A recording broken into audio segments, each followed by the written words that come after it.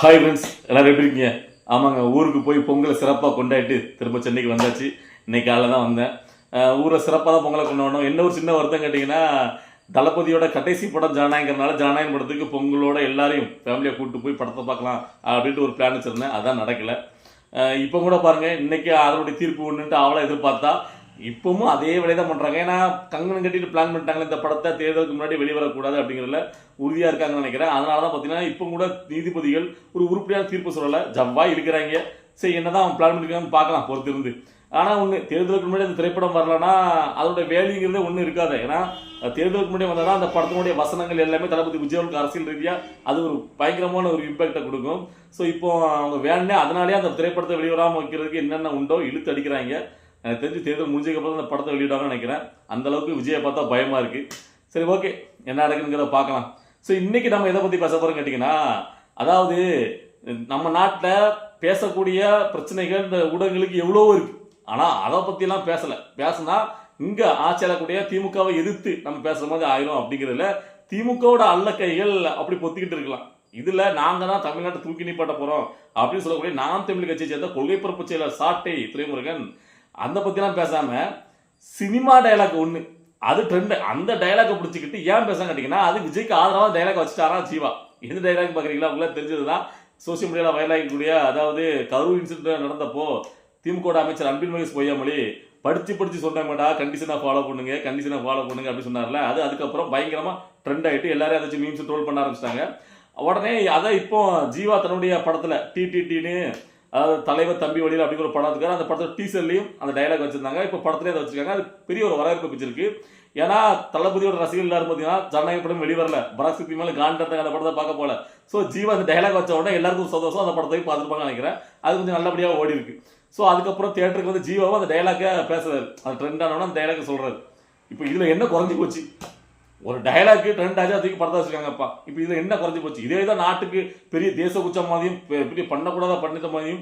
இப்போ திமுகவுடைய டேரக்ட் அல்லக்கை இப்போ யூடியூப் புல்டஸ்ங்கிற மாதிரிலாம் பார்த்தீங்கன்னா, அவன் அது எப்படி 41 பேர் உயிரை கொன்ன அந்த விஷயத்த அழுத அந்த விஷயத்த நக்கலா நீ எப்படி காட்டுவ அப்படின்னு சொல்லிட்டு அவன் வந்து எதிர்ப்பு வீடியோ போட்டிருக்கான். அவன் வந்து திமுகவுடைய அல்லக்கை, அதனால அவன் டேரக்டாக அந்த வீடியோ போட்டிருக்கான். நான் திமுக சாட்டை என்ன அளவுக்கு நீ இப்போ இதை பற்றி பேசுகிற? நாட்டில் எவ்வளோ பிரச்சனை போயிட்டு உங்களுக்கு தெரியும். போதையும் கலாச்சாரத்தை தமிழ்நாடு சீரஞ்சு போயிட்டு இருக்கு. நாளுக்கு ஒரு வண்ணமாக அங்கங்கே குற்றம் நடக்குது. ஸோ இப்படியே திமுக விமர்சிக்க 1000 வீடியோக்கள் போடலாம். ஆனால் அவன் டெய்லிக்கு வந்து விஜய் பற்றி தொங்கிட்டே இருப்பான். அதனால தான் அவன் மானக்கட்ட சாட்டை நம்ம சொல்கிறோம். இன்றைக்கும் அவனும் அதே இதை விஷயத்தை எடுத்து பேசியிருக்கான். அதுக்காக ஒரு தனி காணொலியே போட்டிருக்கான். கண்டிஷனை ஃபாலோ பண்ணுங்கடா, ஜீவா எப்படி இந்த டைலாக் வைக்கலாம். அப்போ 41 வீடு கருவில் இருந்ததா அவர் ஈஸியாக ஆக்க பார்க்குறாரு, நார்மலைஸ் ஆக்க பார்க்குறாரா? விஜய்க்கு அதுக்கும் சம்மந்தம் இல்லாமல் பார்க்க பார்க்குறாரா? அது எப்படி வந்து பார்த்தீங்கன்னா, அவர் வந்து உணர்ச்சி ததும்புல அவர் பேசியிருக்காரு. அன்பு மிகேஷ் அதை பார்த்துட்டு பொங்கி அழுது இருக்காரு. யாராக இருந்தாலும் அந்த இடத்துல அழுக வந்திருக்கும். ஸோ அங்கே அதை பார்த்துட்டு உடனே முதலமைச்சர் போனார். ஆனால் தளபதி விஜய் அங்கே போகவே இல்லையே. ஸோ அவங்களுக்கு இருந்த அந்த அக்கறை கூட இவருக்கு இல்லையே. அப்படி இப்படின்னு பயங்கரமாக ஏதோ ஒரு தேச குச்சத்தை ஜீவா வந்து பார்த்தீங்கன்னா அந்த டைலாக்கை வச்சுட்ட மாதிரியும் பொங்கியிருக்கான். அவன் தான் நான் சொல்கிறேன், அதாவது ஒரு துக்க சம்பவத்தில் நடக்கும் போது அழுக வருங்கிறது ஒவ்வொருத்தருக்கும் ஒவ்வொரு மாதிரி. சில பேருக்கு அழுக வராது, சில பேருக்கு அழுக வரும். ஆனால் அந்த அழுக வரும்போது கரெக்டாக கேமரா போயிட்டு அப்படியே ஜூம் பண்ணி பிடிச்சாரோ அன்பு மகேஷ் பொய்யாமொழியை. அது எப்படா கொஞ்சம் கூட மனசாட்சி இல்லாமல் நீ அதுக்கு தூக்கி பிடிச்சி பேசுற? இல்லை, நான் கேட்குறேன். சரி, அங்கே அழுக வருது இல்லை, நாங்கள் கேட்கறது இல்லைனா அங்கே அழுக வருதுல. இதுக்கு முன்னாடி நடந்த திமுக ஆட்சிங்கள ஏன் அன்பு மகேஷ் அவர்கள் அமைச்சர் கூட அந்த அமைச்சரே இல்லை, ஒரு எவ்வளோ பிரச்சனை நடந்துச்சு இல்லை? ஏன் ஒரு அந்நாயத்தில் ஒரு பெண்ணுக்கு நடந்த அந்த பாலியல் துன்புறதுக்கு எதிராக ஏன் வந்து பார்த்தீங்கன்னா அவருக்கு அழுக வரல? இல்லை, கள்ளக்குறிச்சியில் 66 பேர் இருக்கும்போது ஏன் வந்து பார்த்தீங்கன்னா முதலமைச்சர் உடனே அங்கே பார்க்க போகல? அவர் அங்கே பார்க்க போயிட்டாரு, உனக்கு அக்கறை ஏன் அங்கே போகாமல் இங்கே மட்டும் வராரு?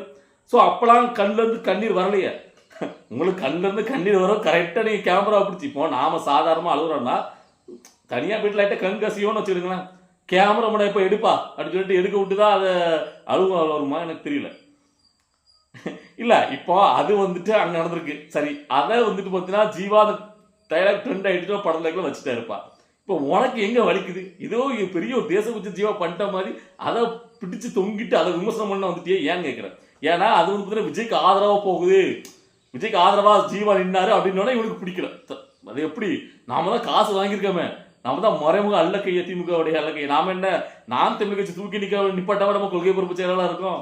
ஸோ நாம் வந்து முழுக்க வாங்கின. நான் கூட நினைச்சேன், அதான் ஒரு வீடியோக்கு எப்படின்னா 25 லட்சம் கொடுப்பானுங்க, அது எப்படி கொடுப்பானுங்க, இதில் என்ன அப்படி என்ன நினைச்சா இருக்காது. ஏன்னா நீ வந்து டெய்லி ஒரு 4 வீடியோ விஜய்க்கு போட்டுறிய. ஸோ அப்போ கன்ஃபார்ம் நீ ஒரு மானங்கிட்ட அல்லக்கைங்கிற திரும்ப திரும்ப நிரூபிக்க. அது எப்படி வந்து பார்த்தீங்கன்னா இவ்வளோக்குள்ள திமுகவுக்கு முரட்டு முட்டா கொடுக்க மனசு வருது? கொஞ்சம் கூட வைக்கவே இல்லை. ஆனாலும் பார்த்தீங்கன்னா ஆமை குஞ்சு தம்பிகள் உங்களை தூக்கி பிடிச்சி, அதாவது சாட்டை வந்து அதை அப்படி சாட்டை வந்து சிரிப்பு தான் வருது. டேய் சாட்டையை அங்கே திமுக மல்லாக்க போடுவாங்கடா. இங்கே பாரு திமுக குறை சொல்லிட்டாங்க, திமுக குறை சொல்ற மாதிரி இருந்துச்சுன்னா உடனே வந்துடுறான் முன்னாடி. இல்லை இப்போ இந்த சாட்டை என்ன சொல்ல வராரு கேட்டிங்கன்னா, அவருக்கும் திமுக காரங்களுக்கு தான், அவங்க கட்சிகள் திமுக காரங்க தான் பார்த்தீங்கன்னா அந்த கரூர் இன்சிடென்ட்டை பார்க்கும்போது மனசு பரிதவிச்ச மாதிரியும், ஐயோ அப்பாய் பாயில இப்படி உயிர் போயிட்டுன்னு சொல்லி பரிதவிச்ச மாதிரியும், மற்ற விஜய்க்கு ஆதரவு உள்ளவங்க யாருக்கும் பார்த்தீங்கன்னா அவங்க கட்சியாக இருந்தவங்களாம் எந்த ஒரு குச்ச உணர்ச்சி இல்லாத மாதிரி பரிதவிக்கிற மாதிரி இவங்க பேசுகிறான். அப்படி ஒரு கட்டாயம் காமிக்கிறான்.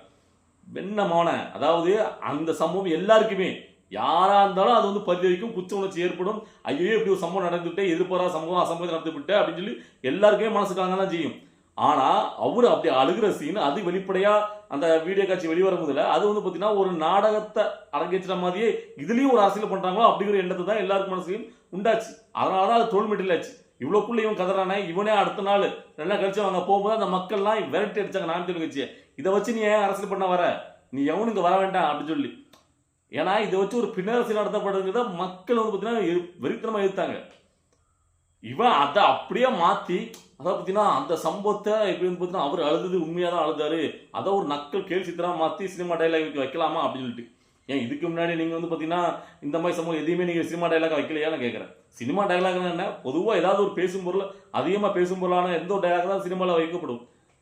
ஸோ உடனே அதாவது என்ன கேட்டீங்கன்னா ஒட்டுமொத்தமாக இது வந்து பார்த்தீங்கன்னா விஜய்க்கு ஆதரவாக ஜீவா துணை நின்ட்டாராம். அந்த பேசிட்டாராம். துணையாக நின்றாருன்னா பெருசாக அவர் வந்து வெளிப்படையாக துணையாக நிற்கல, அந்த நக்கலாக அந்த டைலாக்காக வச்சுட்டாராம். அது வந்து விஜய்க்கு ஆதரவாக போயிடுச்சு இல்லை, அது இவனுக்கு கடுப்பேத்து எப்படி வந்து இது பண்ணலாம் அப்படின்ட்டு அதுக்காக உட்காந்து முழு நிலமுக்கு வந்து கதறிட்டு இருக்கான். ஸோ இந்த மானகட்ட பயில என்ன சொல்றது, நீ உண்மையிலே யோக்கியமானா இருந்தா ஒரு பிரச்சனை ஒரு தப்பு நடக்கு அப்படின்னா ஒரு அசம்பவி நடக்குன்னா அதுக்கு யார் காரணம்ன்றது எல்லா தரப்பையும் நீ விமர்சனம் பண்ணி இருக்கணும். நியாயம் எங்க இருக்கோ அதை மட்டும் பேசணும். ஆனால் முழுக்க முழுக்க இந்த சம்பவத்தில் விஜய் மட்டும்தான் காரணம் சொல்லிட்டு தூக்கி பிடிச்சி நீ பேசவே தெரியுது. நீ ஏன் பேசுற, எதுக்காக பேசுறேன்னு உன்னை பற்றி எத்தனை தான் போட்டு பழக்கிறது. சரி போய் துளை அப்படிங்கிற மாதிரி தான்.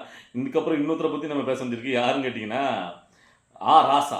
இவர் வந்து பார்த்தீங்கன்னா லேட்டஸ்ட்டாக ஒரு விவாத மேடையாக அதை கேள்வியில் கேட்க விட்டு பதில் சொல்கிற அந்த மேடை நிகழ்ச்சியில் ஒரு பையன் அந்த தம்பி அருமையாக கேட்குறான் ஒரு கேள்வி. அதாவது மணிப்பூருக்கு ஏன் போகலன்னு பிரதமரை பார்த்து கேள்வி வைக்கிற நாம இங்கே இருக்கிற வேங்க ஏன் போகலன்னு சொல்லிட்டு முதலமைச்சரை பார்த்து கேள்வி வைக்க மாட்டேங்குமே ஏன் அப்படின்ட்டு ஒரு கேள்வியை நாக்கா பிடிக்கிற மாதிரி ஆராசத்தை கேட்குறேன். உடனே என்ன சொல்ல ஏது சொல்லன்னு தெரியாம, அதாவது எப்படிப்பா சொல்கிறேன், அதுவும் இதுவும் ஒன்றா, அதனுடைய டென்சிட்டியும் இதோட டென்சிட்டியும் ஒன்றா. நான் நினைக்கிறேன்னா எதுக்கு டென்சிட்டி தான் அளவில் எடுத்து போவீங்களோ, பிரச்சனை பிரச்சனை தானே. சரிப்பா அதுக்கு அவர் ஒரு பதில் விளக்கம் ஒன்று கொடுக்காரு, அதை தான் நீங்கள் பார்க்கணும். அதாவது மணிப்பூர் பிரச்சனை வந்து பார்த்தீங்கன்னா பிளட் கேன்சர் மாதிரி, இது வந்து பார்த்தீங்கன்னா தலைவலி மாதிரி. பிளட் கேன்சருக்கும் தலைவலிக்கும் ஒரே மாத்திரையாக நீ போடுவேன், அங்கே பிரதமர் பேருக்கணும். இங்கே வந்து அப்படி கிடையாது. முதலமைச்சர் இதை வந்து சரி பண்ணுற விஷயம், வேங்கவேல் விஷயம். இது எப்படி நீ கம்பேர் பண்ணுவேன், டோன்ட் கம்பேர் அப்படின்னு சொல்லிட்டு ஆராசா ரொம்ப புத்திசாலித்தனமாக பேசாதான் வச்சுக்கிட்டு அந்த விளக்கத்தை கொடுக்காரு. அந்த விளக்கத்தை கொடுக்கும்போது எனக்கு எப்படி தோணுச்சுன்னா, கரு பழனியப்பன் இப்படி தான் இடையில ஜிடிவில ஒரு ப்ரோக்ராம் பண்ணார். ஸோ அப்போ இதே மாதிரி தான், அதாவது நீ எனக்கு போட்டியாக பண்ணும்போது இப்படி தான் யாராவது புத்திசாலித்தனமாக ஒரு கேள்வியை கேட்டால் மொக்கத்தனமாக ஒரு பேர் சொல்ல பதில் சொல்ல தெரியாமல் அவர் பூசி முழுகுவார். அதே மாதிரி தான் இந்த ஆராசாவும் பூசி முழுகிற மாதிரி இருந்துச்சு. அதுக்கு நம்ம ஒரு பதில் கொடுக்கணும். ஐயா நீங்கள் சொல்கிறதே எடுத்துக்கணும். அதாவது பிளட் கேன்சருக்கு வேறு டேப்லெட்டு, தலைவலிக்கு வேறு டேப்லெட் இருந்தாலும் கொடுக்குற டாக்டர் ஒருத்தர் தானே. டாக்டர் யார் தானே நம்ம பார்க்கணும். பிரதமர் அந்த பிரச்சனைக்கு போகலன்னு சொன்னால் முதலமைச்சர் இங்கே இருக்க வேங்கவேலுக்கு போகல, கள்ளச்சாராயம் அதுக்கு போகலை, இறந்து போனால் அவங்களுக்கு போகலை. ஆனால் கரூரில் சம்பவம் நடந்தவங்க மட்டும் நைட்டாக உடனே போகிறாரு. ஸோ அப்போ வந்து பொதுமக்கள் கேள்வி கேட்பாங்களா கேட்க மாட்டாங்களா? அதாவது நீங்கள் ஆட்சி பண்ணும்போது உங்கள் ஆட்சியின் கீழே தவறு நடக்கும்போது அந்த தவறுகளுக்கு நீங்கள் போனால் அது நீங்கள் தான் பொறுப்புங்கிற மாதிரி ஆயிருந்தால அதுக்கெல்லாம் நீங்கள் போக மாட்டேங்க. அதை அப்படியே அது தட்டி கழிக்க பார்க்குறீங்க. ஆனால் அதே இது மற்றவங்க மேலே ஏதோ ஒரு குற்றச்சாட்டலாம் காணர் பண்ணலாம் அப்படின்னு நினச்சா அதுக்கு டேரெக்டாக போகிறீங்க. அதான உண்மை இல்லை. இந்த மாதிரி ஆட்கள்லாம் பேசுறதுன்னு கேட்கும் போது இவங்கெல்லாம் என்னென்ன இப்படிலாம் பொது மேடையில் பேசுகிறாங்க, அதாவது இப்படிலாம் பேசுகிறதா மக்கள் பார்த்து என்ன நினைப்பாங்க அப்படின்னு தோணாது போல. இல்லை இன்னுமே அவங்க மக்களெல்லாம் நீங்கள் பைத்தியம்லாம் அவங்க ஒன்றுமே தெரிய நினச்சிட்டு இருக்கீங்களா? ஸோ எனக்கு தெரிஞ்சு நீங்கள்லாம் வெளியில் வந்து மக்கள்கிட்ட வந்து பார்த்தீங்கன்னா கேள்வி கேளுங்க பதில் சொல்கிறோம் அப்படின்ட்டுலாம் வந்துடாதீங்க. நாக்கப்படுகிற மாதிரி கேட்பான் ஒவ்வொருத்தணும். அந்தளவுக்கு அவன் காண்டில் இருக்கான். ஸோ எனக்கு தெரிஞ்சு இதுக்கு உண்டான பதிலாக மக்கள் இந்த 2026 சட்டமன்ற தேர்தலில் தெளிவாக அந்த பதிலை கொடுப்பாங்கன்னு நினைக்கிறேன்.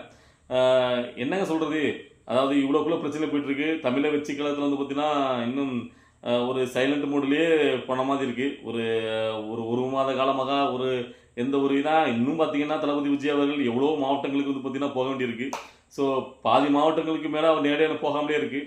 ஸோ அதெல்லாம் அடுத்தடுத்து எடுக்கணும். ஏன்னா டைம் காலங்கிறது ரொம்ப ரொம்ப கம்மியாக இருக்குது. என்ன பண்ண போகிறான்னு தெரில. அதை தேர்தல் அறிக்கைக்குழு இன்றைக்கி அறிக்கை தயார் பண்ணிட்டுருக்காங்க போல தெரியுது. சரி பார்க்கலாம் தேர்தல் அறிக்கையில் என்ன சொல்ல போகிறா தளபதி விஜய் அவர்கள். எந்த மாதிரி அவங்களுடைய ஏன்னா சைலண்ட் மோட்லேயே போன மாதிரி இருக்குல்ல. இந்த மாதம் ஒரு மாதங்கிறது ஒரு பெரிய விஷயம் தானே. இந்த 2 மாதங்கள் தானே இருக்குது தேர்தலுக்கு. ஸோ இன்னும் எப்படி பிளான் பண்ண போகிறாங்க, எப்படி சரி கட்ட போகிறாரு தெரில. வெயிட் பண்ணிட்டுருக்கோம். நல்லதாக நடக்கட்டும். ஸோ அடுத்தடுத்த வீடியோவில் சந்திக்கலாம். ஓகேவா? இன்றைக்கி இந்த வீடியோ பார்க்கும்போது உங்களுக்கு என்ன தோணுச்சுங்கிறத உங்களுடைய கருத்துக்களை கமெண்ட்டில் பதிவு பண்ணுங்கள். நம்ம அடுத்த வீடியோ பார்க்கலாம்.